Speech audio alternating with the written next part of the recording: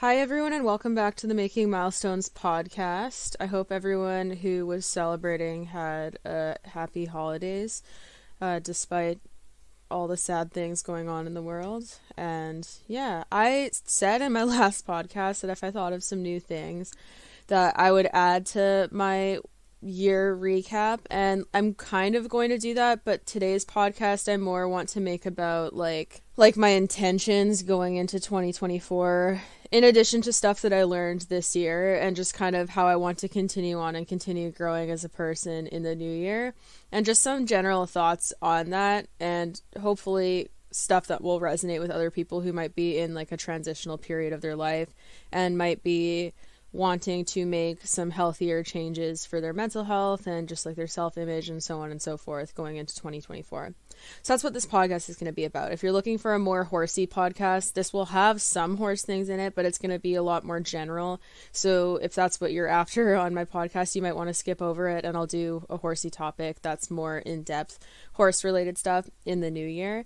But I think that these topics are important because a lot of bettering ourselves as horse people comes down to working on our inner self and how we relate to ourselves outside of the horse world. I think a lot of people underestimate how much self-esteem issues and stress and anxiety outside of the horse world impacts how they're able to show up for their horse. A lot of the years that I spent where I was the most impatient and rough with horses were also years where I was struggling the most internally and the most stressed and anxious version of myself. And that led to me being less able to self-regulate in a way that I would need to in order to show up for my horses in the patient way to actually make the best of their training. And I do feel that that's what stagnated a lot of my growth as an equestrian is my current mental state because of outside stressors and stuff that was going on. I was dealing with a lot of trauma in these years, and despite being exposed to a lot of the same information that I now accept, I wasn't at a point where I could accept it and have that much change in my life because I was already going through so much stuff that felt almost unsurvivable, and that was stressing me out, and that I had to put basically all of my focus in just to like get through and cope with. So I wasn't at a point in my life where I could reasonably uproot the horse world as I knew it and accept all of the information that I would need to in order to make the big sweeping changes that I've now made and am still making. I think that's a takeaway that a lot of people should consider for bettering their horsemanship is if you're going through a traumatic period of your life, or you have been, and it has been really hard to survive, and you've been putting all of your energy just to get through the day-to-day elements of it, I would encourage you to be gentle with yourself, because when you're dealing with stuff that is so all-encompassing and just consuming your entire being, that makes day-to-day life, like even getting out of bed, feel difficult. It is much, much harder to do the inner work that is required to better your horsemanship and let go of traditions and toxic mindsets in the horse community, because for a lot of us, being around horses has been a sanctuary. It's been a stress relief. It's been somewhere that we can go to escape from the horrors in our day-to-day life. And when that is threatened with information that calls to question so much stuff that we used to just do and blindly accept, it is really hard to accept that and move forward when you're in a state where you feel like your entire ground is shaky, that you can't grip anywhere, and that your life feels like it's subject to crumbling. The horse world and like being around horses for many of us during periods like this is really the only form of stability and control that we have. So threatening to completely uproot that control and completely alter how we show up for horses when our life already feels completely destabilized is really hard to do. So if you're going through a stage like that, or you have been, try to be gentle with yourself and have some self-compassion for your lack of ability to react well during those stages. It doesn't undo the damage that treating a horse unfairly can do to them. And it's still something that you'll want to work on and better so that you can control your emotions better and show up for your horse better even during times of stress. But also be mindful of the fact that you can only react as well as you can with the habits that you've created and the mindset that you've built during those periods of stress.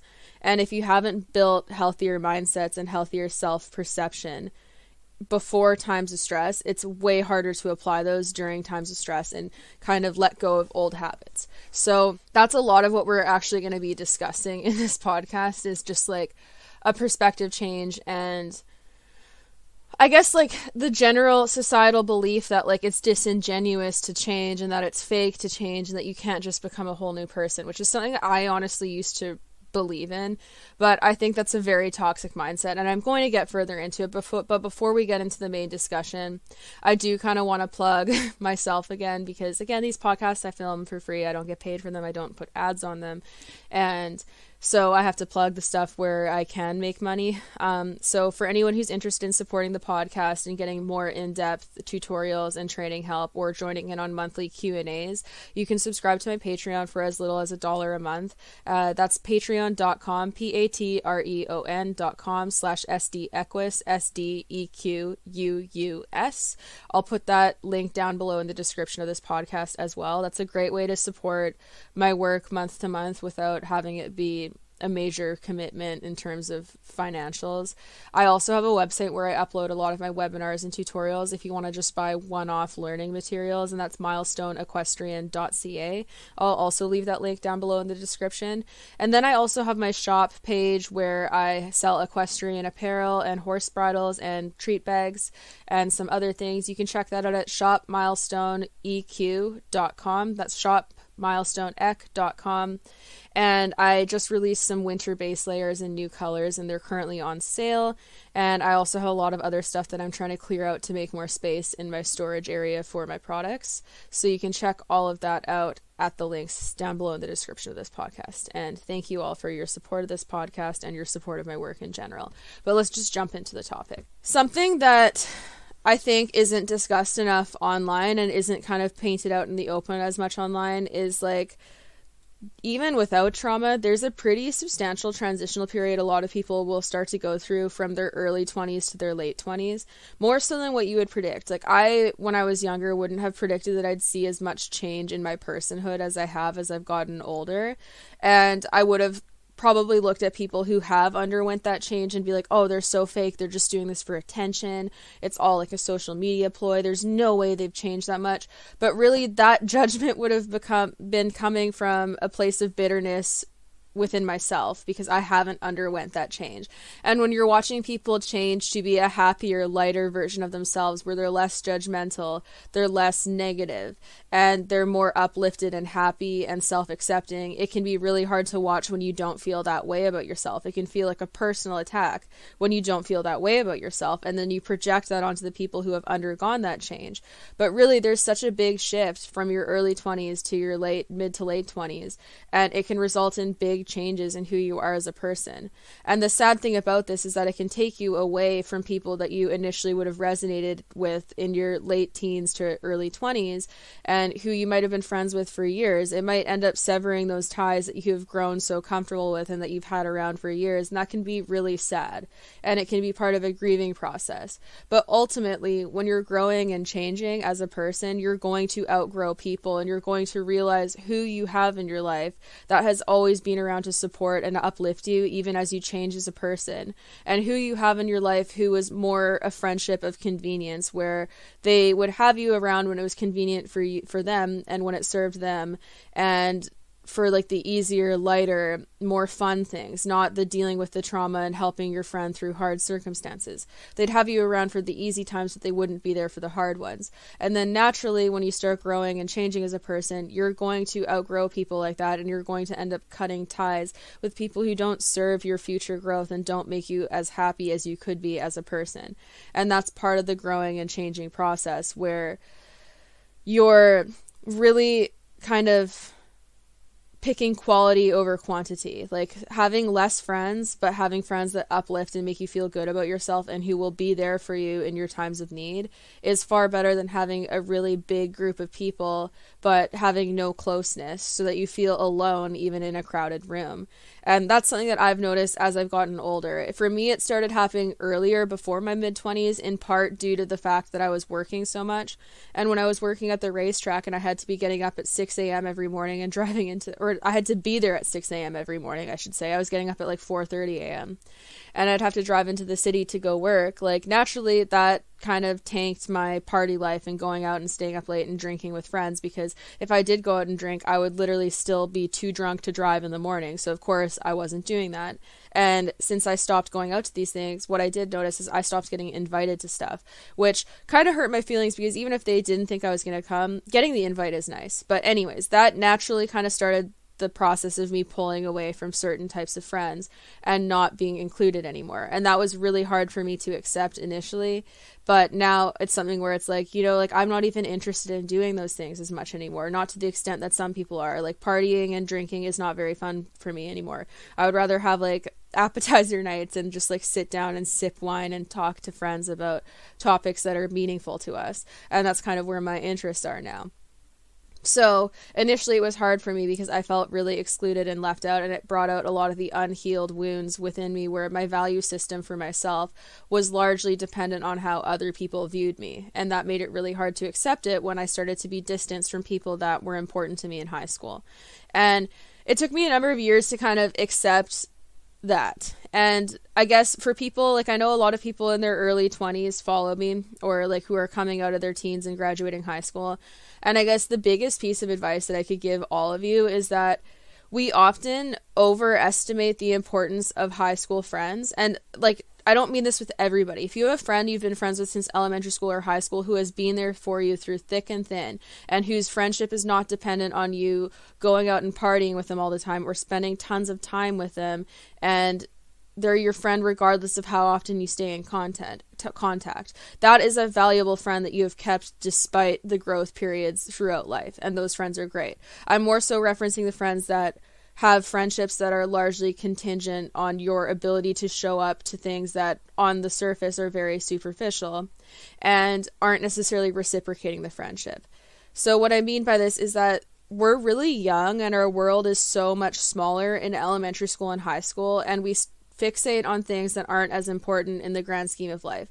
When you're in high school feels like the center of the world. It feels like it's your entire universe, and it feels like it's the utmost importance. And you cannot imagine having it not be that important and what life will actually feel like after high school, even if you try to hear adults out and listen to them about the fact that like there's so much life beyond high school. High school is like a tiny blip in the grand scheme of your entire life.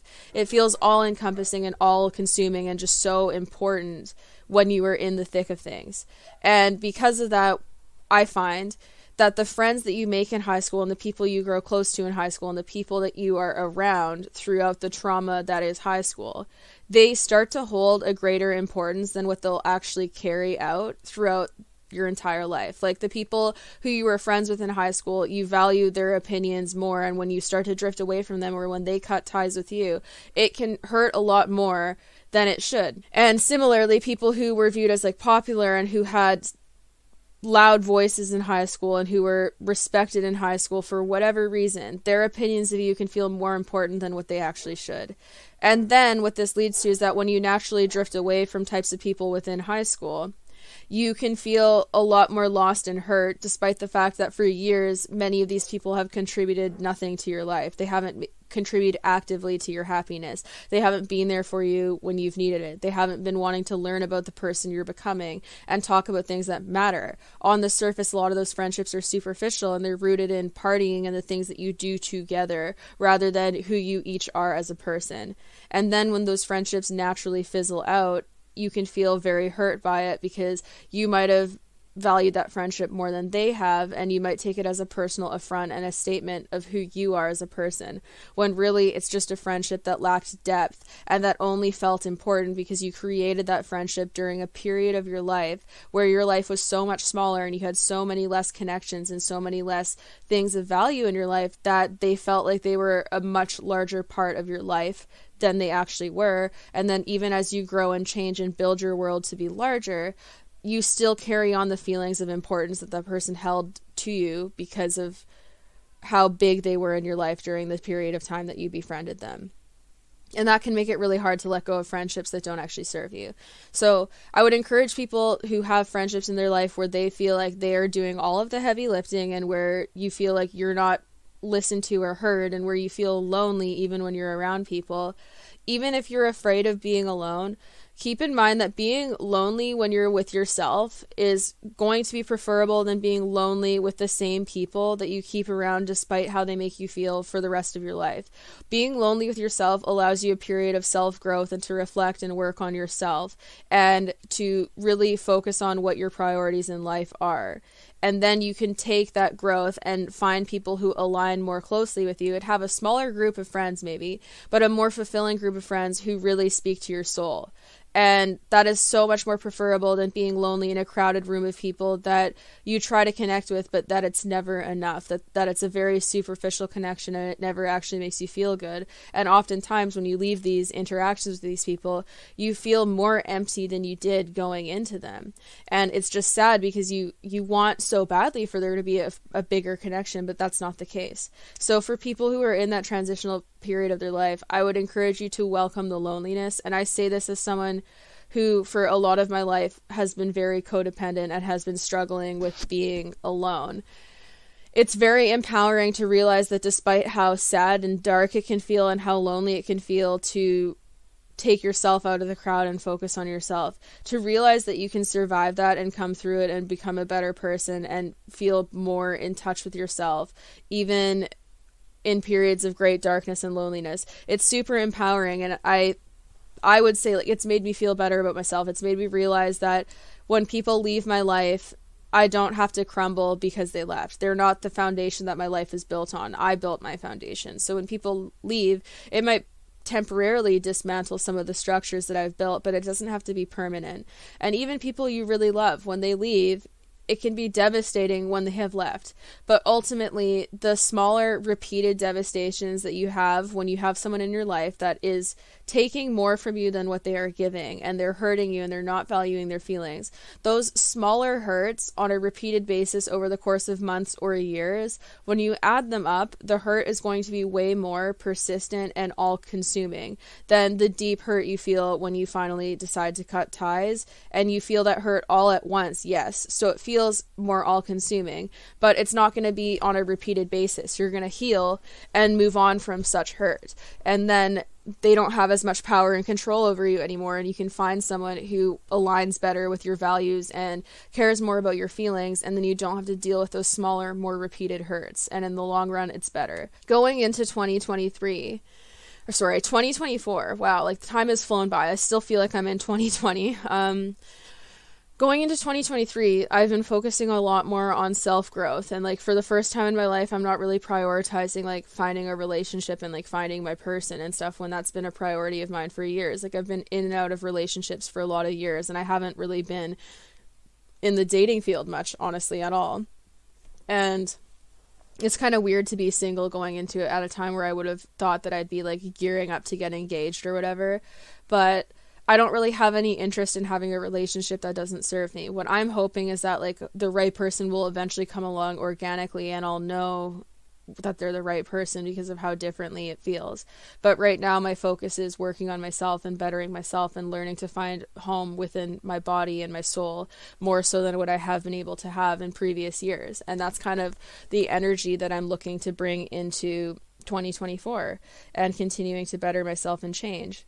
These last few years, I've seen a lot of change in who I am as a person. I have altered my perspective on a lot of things in a way that people outside of my life could view as disingenuous and be like, oh, she's just doing that. Like, I have so many people online that are like, oh, you do this all for social attention. You only talk about welfare because of the likes it gets you, and like all this, it's all for attention. And they're entitled to that opinion. And before it would bother me a lot more, but now it's like, okay, like that's a projection. That, to me, says that they probably post a lot of what they do online for attention and for social approval. So then naturally they'll assume that that's what's motivating me in doing the same. But I know myself better than anyone else does. So how logical is it to give people who don't even know me so much power and say in who I am as a person when they've never even sat across the table from me and taken the chance to get to know who I am? Why should they have any say in who I am as a person? And people will do that. A lot of the judgments people make about you are going to be projections coming from within that serve really no purpose other than to be negative and expose their own insecurities. And I say this again as someone who has done those very things and who has also been very impacted by people doing that to myself. So going into 2024, what I'm focusing on is finding more of a home within myself and trusting my own judgment of myself and the judgment of those who I would go to for advice, rather than people whose opinion I would never ask for advice from and who don't know me, because it's really easy to paint a picture of who you think someone is when you are literally just looking at a small fraction of their life. You don't have all of these characteristics to paint them and to really get an idea of who they are as a person.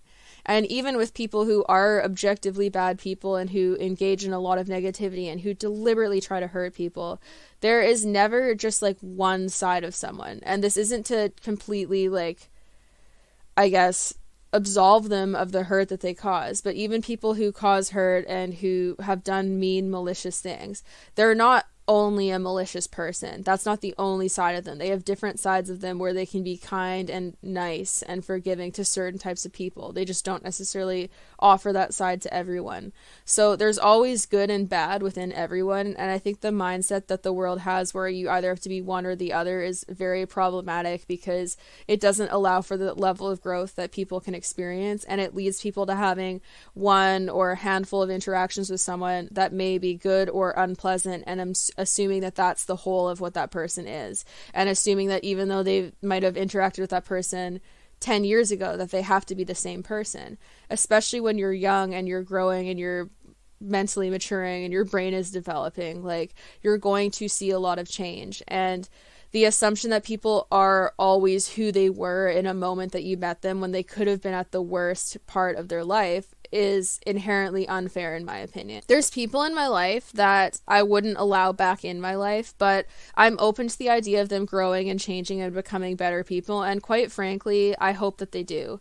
But that doesn't mean that they need to be afforded access to me in the future, because as far as I'm concerned, even when someone grows and improves as a person, it doesn't mean that to me it is worth the risk of allowing them back into my life when there's a chance that it could be the same type of situation as what I've seen before, where they appear to have grown and changed and they'll tell you what you want to hear just to get back in your life, and then that's not the case.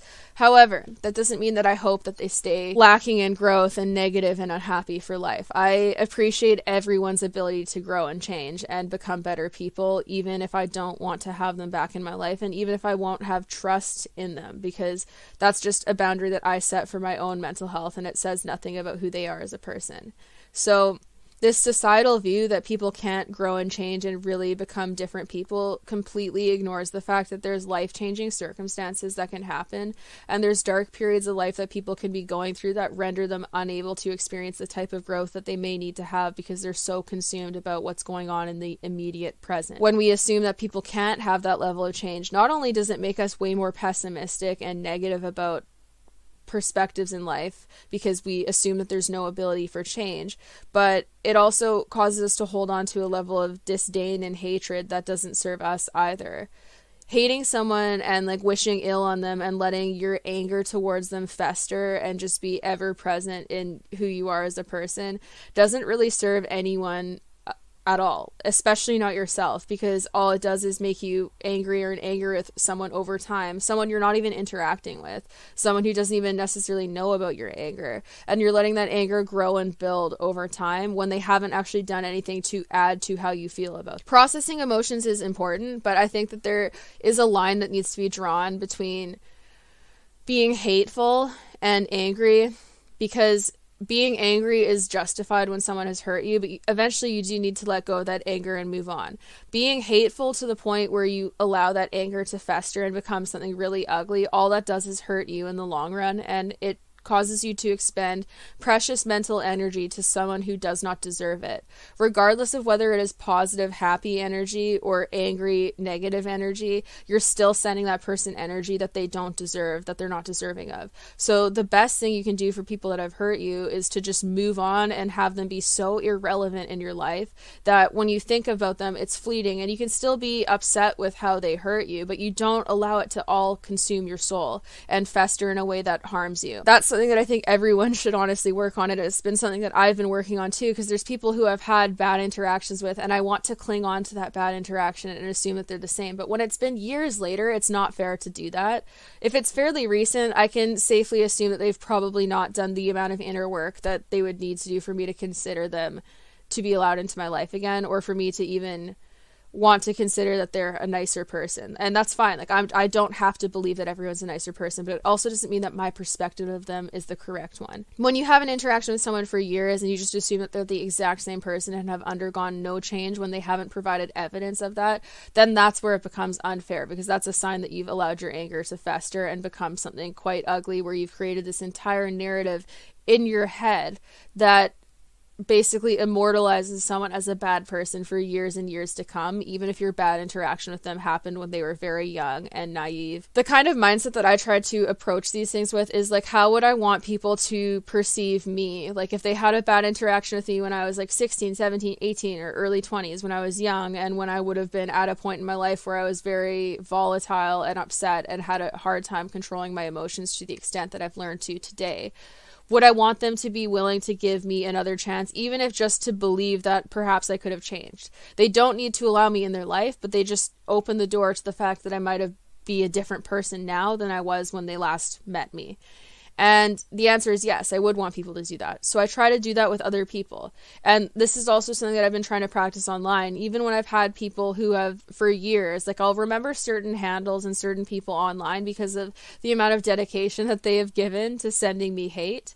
But the interesting thing that I've found is some of these people will message me years later, after years and years of just posting mean-spirited comments in my comment section, and they'll apologize. And I think that's really beautiful, because that takes a lot of guts to do, especially when you've knowingly spent years sending someone negative vibes. To apologize when you don't have to and when you could just move on and not say anything, I think is really courageous and big.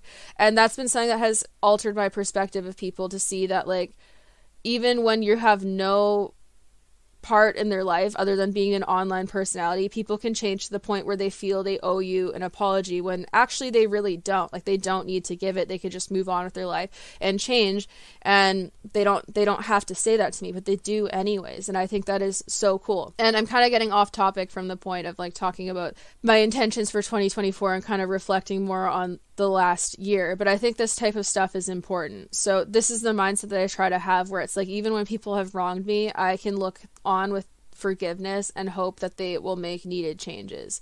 There's people who have really hurt me this year who, honestly, I don't necessarily have the largest amount of faith that they will see the amount of change that they need to have, but I really hope that they do, because I think it'll bring them more happiness, and I would like to see them happy and fulfilled and not reacting with the level of anger and hurt that I think was behind the ways that they hurt me. And now the fact that they were angry or hurt doesn't justify the ways that they hurt me and did things that were unfair to me and disrespected me and my personhood. But it does provide an explanation for what might have motivated it. It doesn't make it okay, but it provides an explanation. And I hope that they heal in a way where they don't do that to other people, even if it's nothing to do with them bettering their own lives, just so that they don't have a negative impact on other people's lives to the extent that they had on mine. That's really all that I hope for. And that's kind of the perspective of forgiveness that I try to lead with, and what I'm going to try to adopt more and more as I go into a new year and do more self-work, is that type of mindset. Like, I want them to work on themselves in such a way that they don't have as many hurtful interactions with other people, namely romantic partners in this case, because a lot of the people who've hurt me the most over the last year have been with romantic involvement. But with that said, I've had friends who have been kind of selfish before too and have done things that have hurt me, and it's the same thing. I hope that they heal the parts of them that resulted in them being unable to give to people in the way that a mutual friendship should, because then they can have deeper, more meaningful and consistent friendships that won't fracture and hurt them more in the long run. Like, I do wish that for them and everyone that might touch their lives, even if I don't offer a position back in my life to them. A lot of this year for me, honestly, has been a lesson. Like, I haven't had many euphorically happy moments this year. There's been a lot of downs, more so than ups, but I do feel like I've finally learned lessons that the universe has been trying to teach me for a very long time, particularly in romantic relationships, that I shouldn't make people who don't deserve it the center of my universe, and that I need to set more boundaries, and I need to not let people get away with disrespecting me in ways because I'm so afraid of them leaving. Like, I should just cut ties, or at the very least set a boundary and be like, look, I'm not accepting this anymore, and be comfortable walking the other direction, and have faith in the fact that someone who really wants me in their life is not going to let me walk away, and that they'll do the work to be able to respond and treat me in a way that I deserve. And I think that's been something that I've been getting lesson after lesson over the years, because I've accepted a lot of BS from romantic partners that hasn't been fair to me, and I keep seeing the same patterns in relationships, so clearly there's something that I need to change, and that's been a big lesson of this year. And another one has been that, like, I need to take better care of myself. Like, I often fixate on taking care of other people in my life and worrying about them, and then I don't engage in self-care for myself. So this last year, especially these last 4 months of this year, I've been doing a lot more inner work, and listening to audiobooks has honestly been huge. I've been listening to a lot of psychology and self-help audiobooks to learn more about myself, and also learn how to practice better habits and how to engage in a mindset that'll serve me better. And that's been super helpful, and that's also honestly contributed to a lot of the changes that I've seen even recently. I intend to continue doing that going into the new year. I've journaled for the last 30 plus days straight, because I set a habit that I wanted to journal daily, even if it's just one sentence, even if it's just one word, just write something down in my journal every single day. And I have managed to do that for the last month, which is something I'm very proud of, and I intend to continue, because it does give me a baseline of what I can look back on to see where my mindset was at any given point, which I think is important. And I've also been listening to audiobooks way more, and picking audiobooks that are about self-betterment and self-growth, and learning more about the inner workings of my brain so that I can understand myself better, and thereby practice more self-acceptance. So that's something that I want to take into 2024. And a lot of the lessons that I have learned this year have been about how I can alter my environment with my mindset and the boundaries that I set. Because a lot of the stuff that has happened to me where people have deeply hurt me in a way I have allowed to happen. Again, people shouldn't mistreat you, even if you welcome it with your lack of boundaries. But what it has taught me is that I need to set boundaries instead of expecting the good in everyone, and forgiving them again and again when they repeat the same patterns that cause me harm. And that I don't owe them that level of forgiveness if they don't show me any evidence that they intend to change. That's another thing that I want to take into the new year, is setting better boundaries and being more clear and a better communicator about my needs, rather than just expecting people to be able to meet them. Because I think setting boundaries and also communicating better is also doing a service to people in your immediate life by caring about them enough to trust the fact that you can be your true self and tell them your needs, and have them be willing to hear that.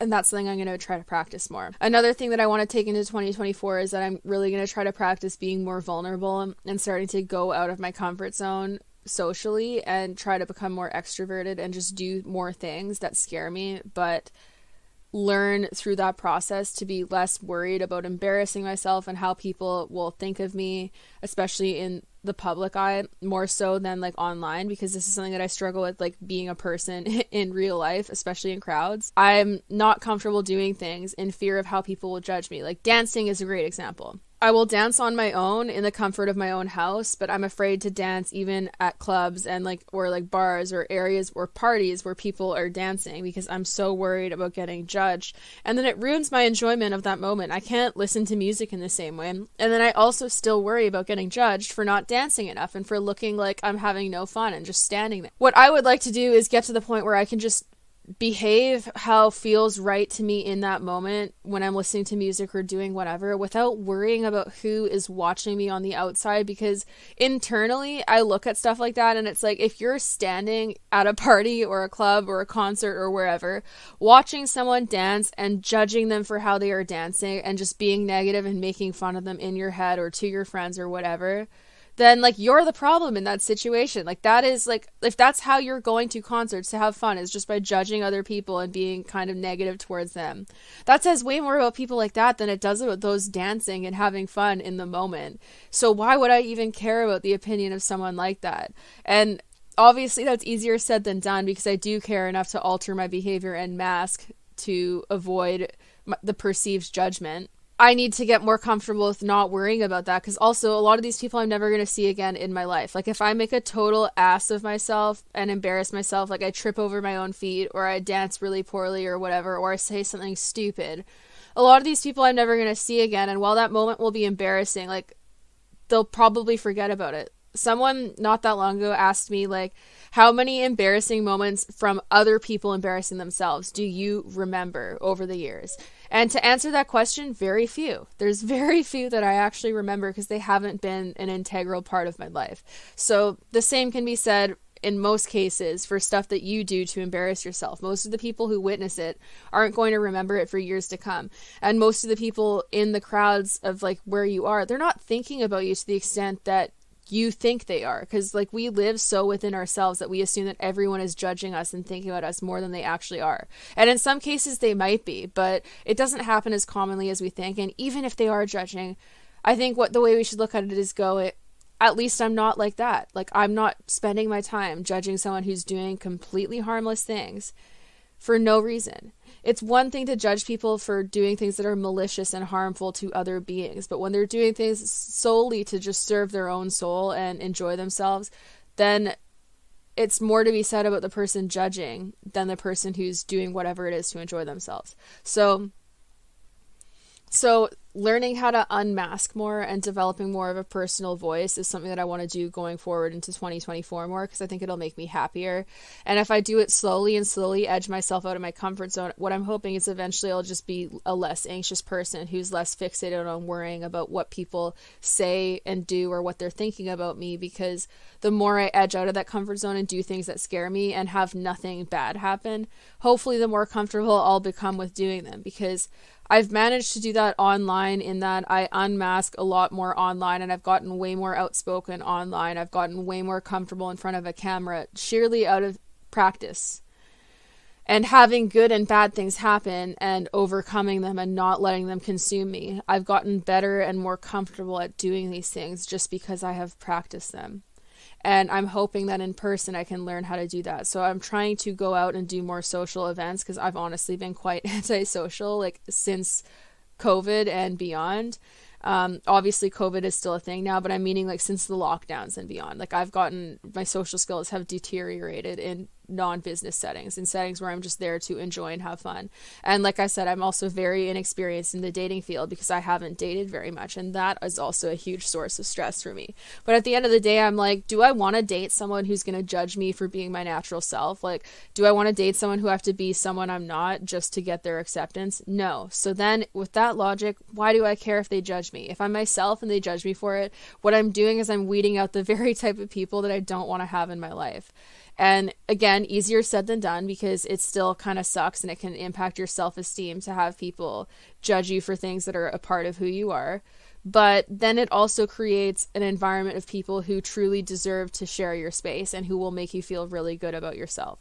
So that's something that I'm trying to create. Another thing that I'm trying to do going into 2024 is set up more opportunities for me to spend time with friends and just enjoy myself. Like, I've been making new friends and trying to put more time into building those friendships and doing things with people, because for years I feared rejection so much that I just would kind of isolate myself, and I wouldn't actively message friends or talk to them, because if they forgot to message me back or if they said no to hanging out, I would take it highly personally, even if it had nothing to do with me. In some cases, it was natural distancing of friends that I no longer needed to have in my life and that no longer needed me to be in their life. But in a lot of cases, it was people doing what I do and getting busy and forgetting to respond, or simply having other commitments or other stuff going on that means that they cannot hang out. And so I'm trying to teach myself to fear rejection less and put myself out there more to create more community and have more platonic relationships that can fulfill my life in ways that I was using romantic relationships to fulfill, even though they didn't really do the job of that and they caused me a lot of hurt,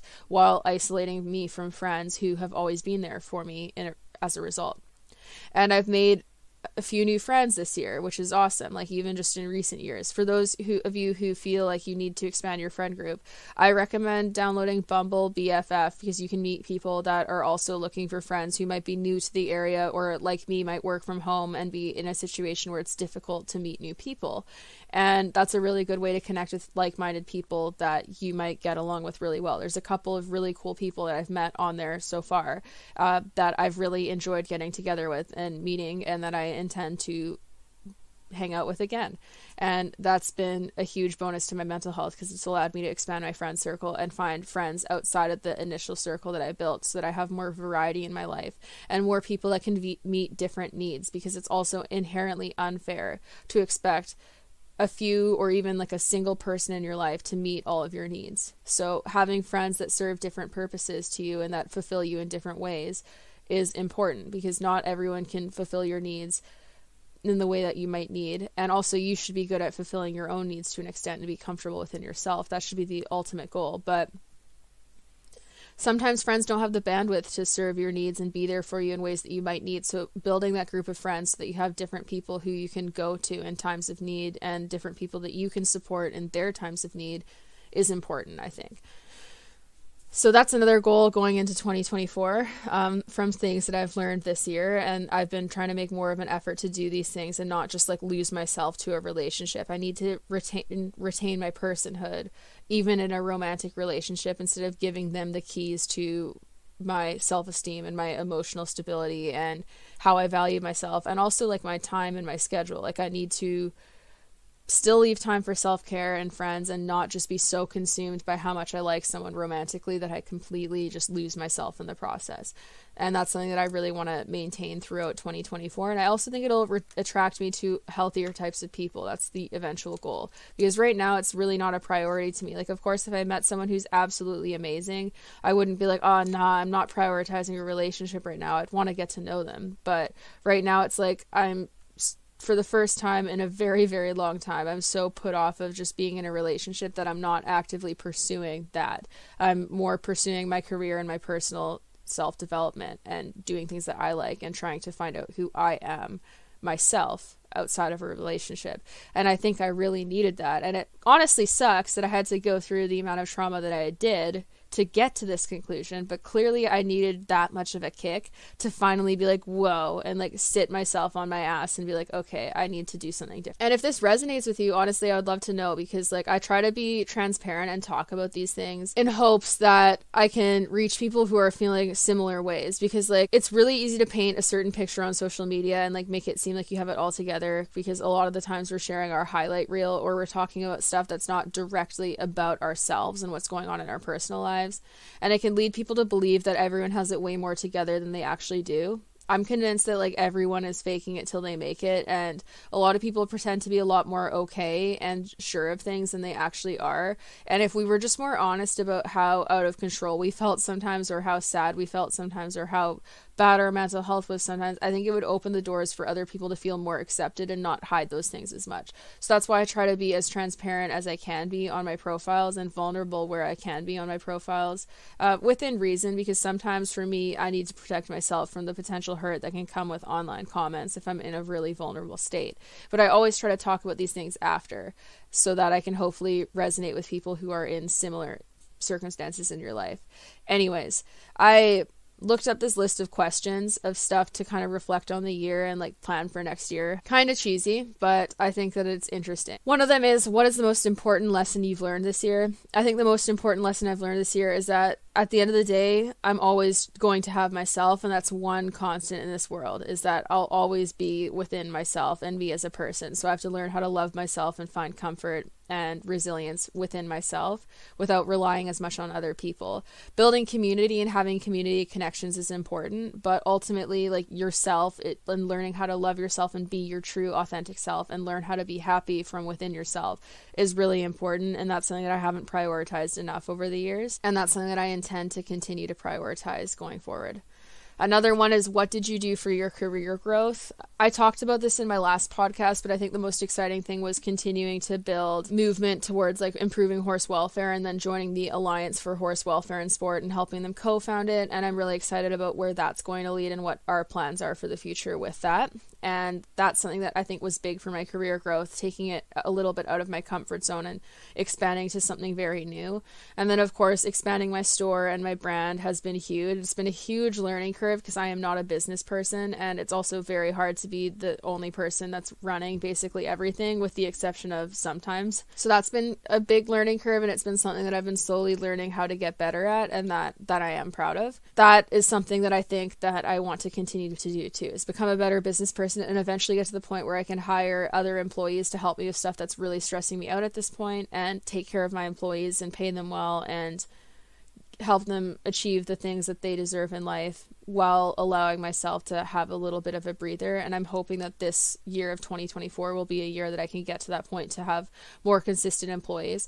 I do need extra help, to be frank, but the reason why I haven't hired like permanent employees is because I don't want to do it until I'm really, really sure that I can be reliable and take good care of them and pay them fairly. I'd rather work myself to the brink and like burn out at a breaking point than have someone else be treated unfairly, or be in a situation where I hire them and I'm like, okay, sorry, like I don't have enough work for you or whatever, and then end up letting them down. So I've kind of put myself in a position where I'm wearing too many hats and where I'm stressed to avoid causing harm to someone else. And I don't regret that at all. I think that's important, but it has made things more difficult and stressful for myself. But I am excited about my career growth and what I've done, and I've learned a lot of lessons. I think that the career thing is also something that's been really hard for me, because I've had imposter syndrome and still do for years, and it can be hard getting like bad press no matter what.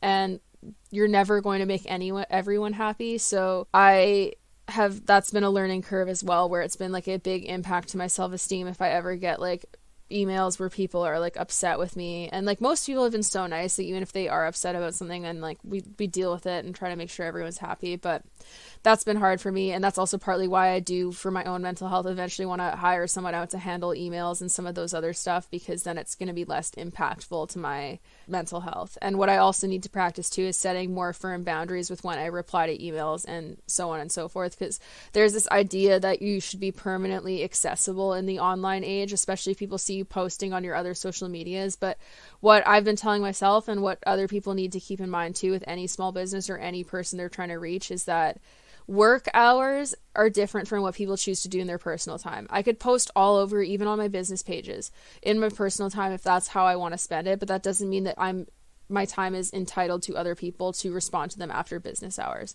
And that's been something I've been trying to learn more and more to keep myself happier and healthier. I'm slowly getting better at it, because I initially used to work through the weekends and stuff, and I would get so burnt out and so stressed. And this year is like the first year I've actually been relatively consistent about taking weekends off. Another question for this year is, what got in the way of your success? I would say myself, and allowing other outside relationships to impact my self-esteem and the way that I showed up in the world in a big way. When I was really sad because people had hurt me, I would just tank, and my productivity would tank, and I'd just sit in bed and I'd be so depressed and all consumed by how they treated me, that I impacted my own ability to move forward and impacted my own ability to do better by myself long term. Something that's going to be way more constant is how I treat myself and how I move forward to build a future for myself. That's way more constant than someone in my life who could be temporary, and I let them impact my ability to do that. And that was hard. And then there is, of course, other problems financially, like my truck transmission, and then my dog needing a $5,000 surgery. So that was like $12,000 of unexpected expenses that really sucked. And that kind of got in the way of what would have been more achievable success. But I guess what I am proud of is how I rallied to get through those hard times and move through them and get the truck fixed and get my dog's leg fixed, despite how difficult it was for myself. So I'm happy that I was able to do that, even if it impacted my ability to continue moving forward in a way that I would have liked to if those problems hadn't arisen. And what I want to do in 2024 is work towards being more prepared for these types of things and not having them impact me as much. So I'm continuing to want to build my business and do a better job of being stable and ready for these unexpected things to happen so that they're not as impactful to me long term. I'm excited about that. And yeah, another question is, how kind were you to yourself this year? I, especially near the beginning of the year, not very kind, but my kindness towards myself has expanded throughout the year. I'll also leave a link to these questions for people who want to like read them and ask themselves these things, because these are actually great journal prompts if you want to journal, or even just like reflecting and thinking them in your head. I'll leave them. They're for 2022 and 2023, but they're still good questions and it doesn't really matter. So this is for the new year. What is your intention for the next year? I think I've said a lot of these, but my major intention is to continue growing myself, focusing on my future, and going for my personal goals without worrying about having like a romantic partner in my life and fixating on that. To do what I do for myself and what's best for me and my immediate family and the friends that are constants in my life, rather than focusing on people who could be temporary and just waiting for the right person to come along who's going to be a more permanent fixture in my life, and not over committing to someone before they have proven that they can be that person for me. So that is my intention for this next year. And my intention is also to continue growing myself and my business and becoming a better person, learning to have more emotional control, learning how to be more positive, learning how to let go of negativity more and more and more, so that I can eventually create the type of world that I want to live in and spread more positivity than negativity. I'm going to continue focusing on myself and working on myself and keeping those who align with my goals and who make me feel good about myself in my life, and focus more on the positivity rather than the negativity, because I can be quite a pessimistic person and I want to not do that. I want to get better at not being as pessimistic and looking more on the bright side. Not in a toxic positivity way, because it's important to feel your emotions and not just sweep them under the rug and ignore them, but in a way where I spend more time engaging with the positives of life than I do with the negatives, because I let it all consume me sometimes, and then it results in me being depressed. So I want to try to do a better job of not falling into that. What will be your purpose next year is another question that I want to answer. My purpose next year, I think, is going to be creating the type of life that will honor myself and those who are immediately part of my life. Like, for example, I want to get to the point where I can build my business in such a way where I have this type of stability that I can offer my mom a great life leading into retirement, and hopefully buy property and take care of her in the way that she has taken care of me and my brothers for so many years. And that's something that I would really like to do. That won't necessarily happen in the next year. If it did, that'd be super cool, but that's kind of unrealistic. But that's what I want to be moving closer and closer to being able to do, is I really want to do that, because I'm acutely aware of how fleeting and uncertain life is, which is why, honestly, I am often in such a rush, because I want to get to my end goals and get to these areas of stability and be able to give these people that I love the things that I would like to be able to give them before it's too late. And sometimes that consumes me to a negative perspective where I just feel hopeless and where I get frustrated where things aren't moving enough. So I also want to accomplish enjoying the journey more rather than fixating on a destination, because that's something that I have had a very hard time doing, where I'll in my head be like, oh, once I get to X milestone, I will be happier. And then when I get to that milestone, there's another thing that inevitably comes up that I then want to achieve. And then it results in me not necessarily being as happy as I could throughout the moments. And if I'm always chasing a destination before I can allow myself to be happy in the moment, then it's just going to continue being that way, and I don't think that's particularly healthy. So I think that's something that I would really like to do and change throughout the next year, is learning how to enjoy the journey more, even when the journey gets difficult, learning how to enjoy those difficult moments and find happiness and joy within them rather than crumbling and fixating on the negative. How do you intend to be different at the end of next year? So at the end of 2024, how I would like to be different is that I would like to be more confident in myself, less fixated on the judgment of others, and closer to my long-term goals, and just a happier version of myself, and able to bring more light into the lives of the people, immediately in my life that I really care about, because of how I've grown and built myself. I would also like to be closer to my end goal of purchasing a farm and eventually developing the type of behavior modification center that I would really like to have. I would really like to be closer to doing that. And I would like to be able to do more charity and helping other people and be in a better stability financial place where I can do more and more of that, because that's also really fulfilling to me.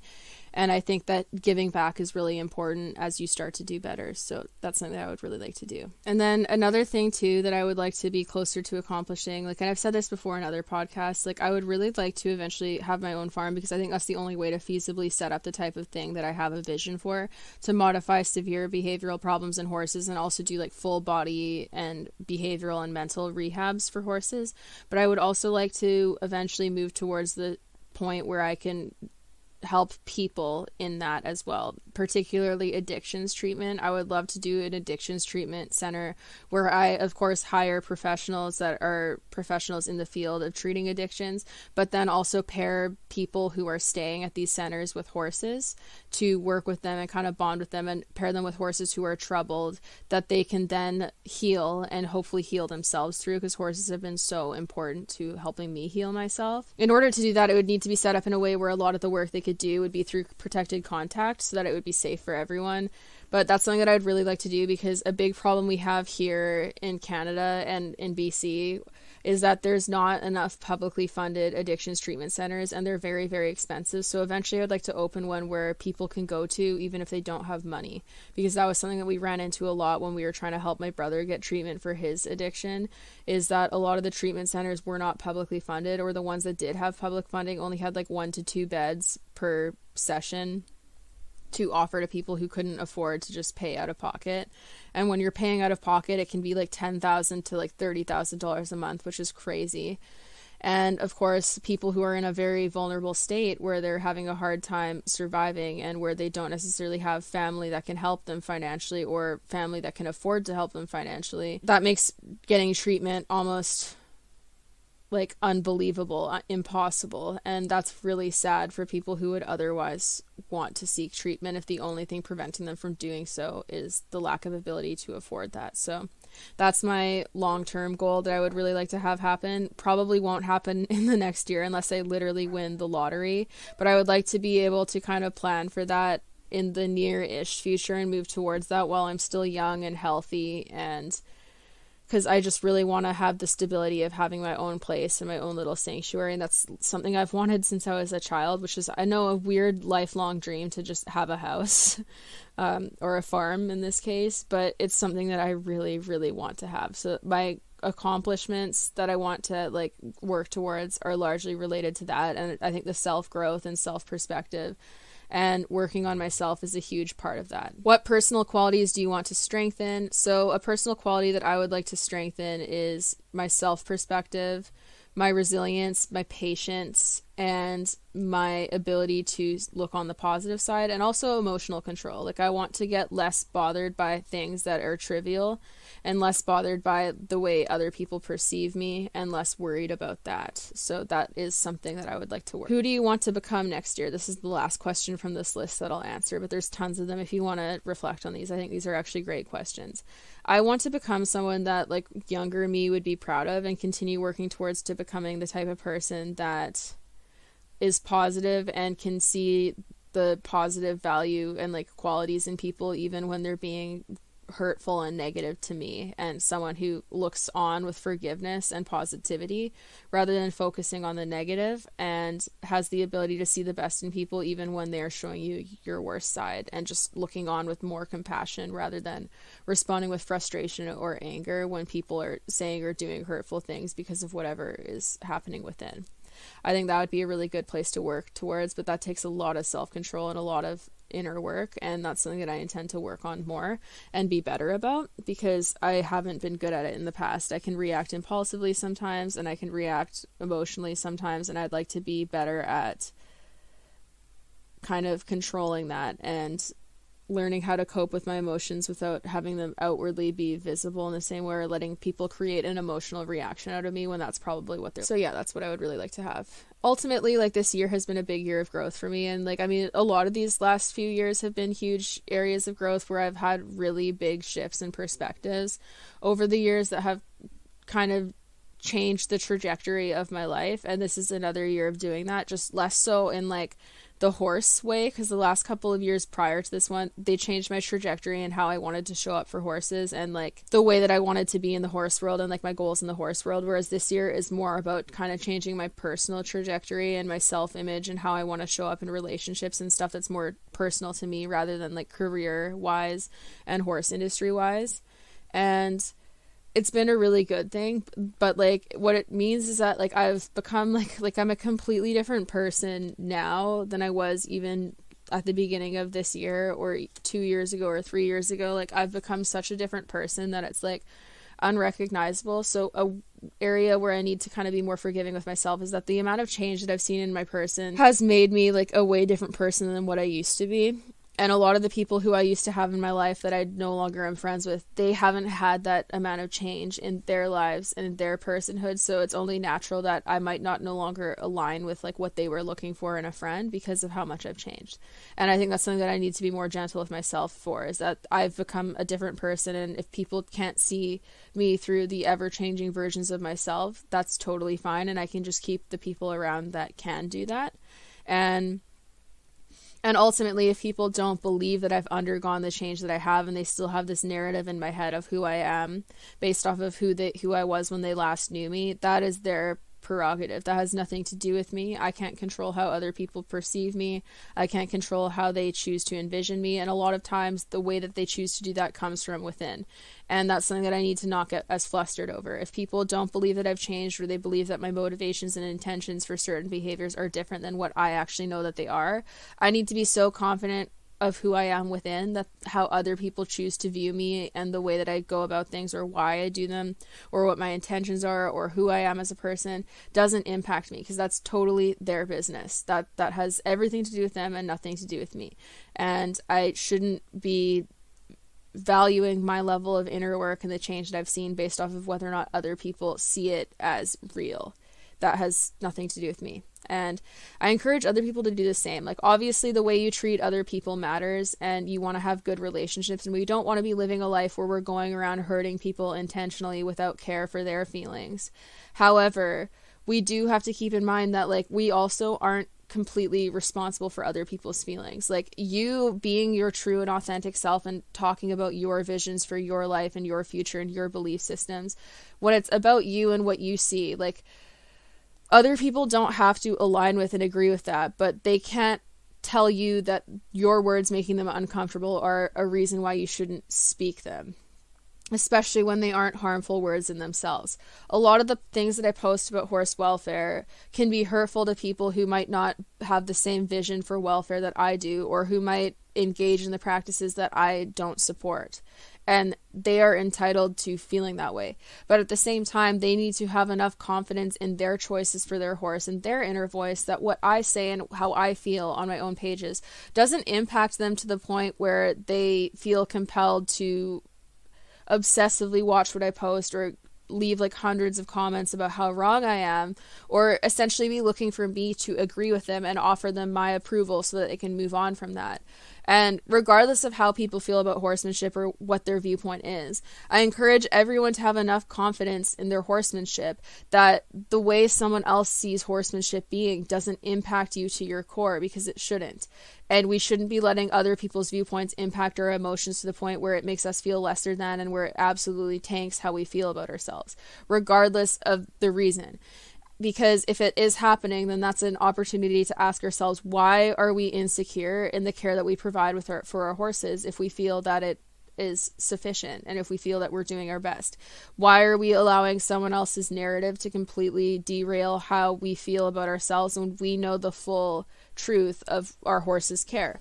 And sometimes the answer is that we do feel that there's some truth to the information that they're putting out, because a lot of the times where I got the most upset and triggered by what people said about horse welfare was because it applied to the way that I cared for my horses, and I also deep down felt that there was some truth to it, and then I was responding out of shame and guilt for what the person said and blaming them and trying to make it their responsibility to reassure me and essentially win an argument so that I could justify my stance and lack of growth and change by using that person. And that's where a lot of it was coming from, if I'm being honest with myself. At the time, I couldn't be honest with myself like that, but now I can be more so.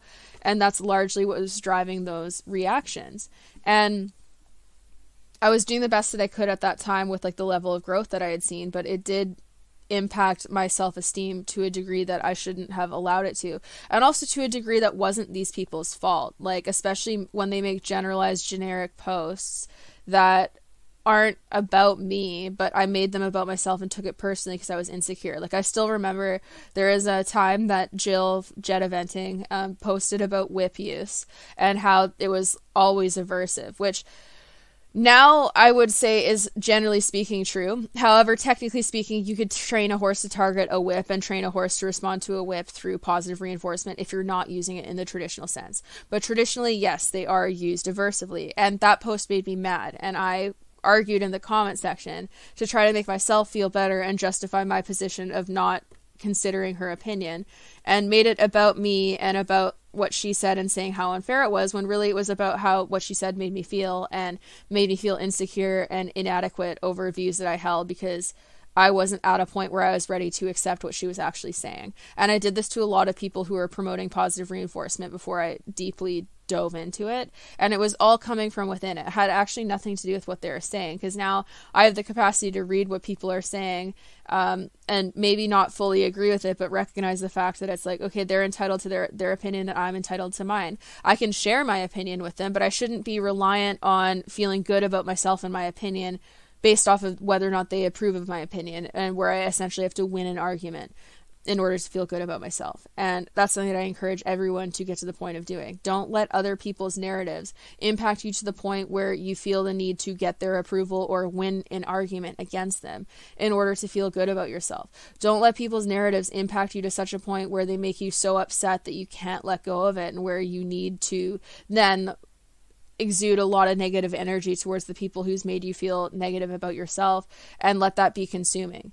Because I've seen it happening towards other people and towards myself. There's accounts that dedicate so much of their time just to trash talking people like me and other welfare advocates because they are made uncomfortable by our posts, when really what the healthier thing to probably do, especially if they really don't agree with what we're saying, would be to block us or mute our posts or stop looking at our pages and focus on themselves and their personal growth. It is not healthy to give someone that much of your time where you're like obsessing over it.